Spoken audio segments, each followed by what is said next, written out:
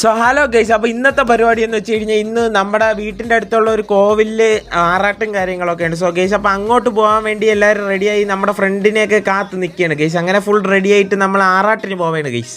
അങ്ങനെ നമ്മുടെ കൂടെ 4-5 ഫ്രണ്ട്സും കാര്യങ്ങളൊക്കെ ഉണ്ടായിരുന്നു. സോ അവന്മാരെല്ലാം വിളിച്ച് റെഡിയാക്കി നമ്മൾ വണ്ടിയൊക്കെ പാർക്ക് ചെയ്തിട്ട് നേരെ ആറാട്ട് കാണാൻ പോവുകയാണ് ഗൈസ്. അങ്ങനെ ഇവിടെ ആറാട്ടായതുകൊണ്ട് ആനയൊക്കെ ഉണ്ടായിരുന്നു ഗൈസ്. ആനയെ കാണാൻ പോയപ്പോഴാണെങ്കിൽ ഇവിടെ ഒരു അപ്പൂപ്പൻ ലൈവ് ഇടാനാണെന്ന് ഉദ്ദേശിച്ചെന്ന് തോന്നുന്നു. ബട്ട് യൂട്യൂബിലെ ക്യാമറ ഓൺ ചെയ്ത് എന്തൊക്കെ കാണിക്കുന്നു ഗൈസ്. നമ്മളിങ്ങനെ പറഞ്ഞു കൊടുക്കാൻ നിന്നില്ല.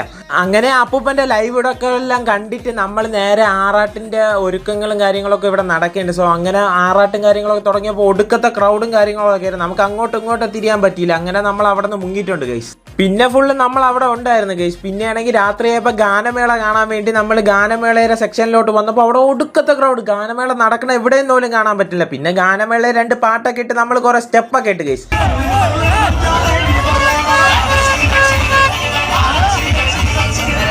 അങ്ങനെ പരിപാടിയൊക്കെ കഴിഞ്ഞ് നേരെ വീട്ടിലോട്ടാണ് പോയത്. സോ വീഡിയോ ഇഷ്ടപ്പെട്ടെങ്കിൽ സബ്സ്ക്രൈബ് ചെയ്യാനും ഫോളോ ചെയ്യാനും മറക്കല്ലേ ഗൈസ്.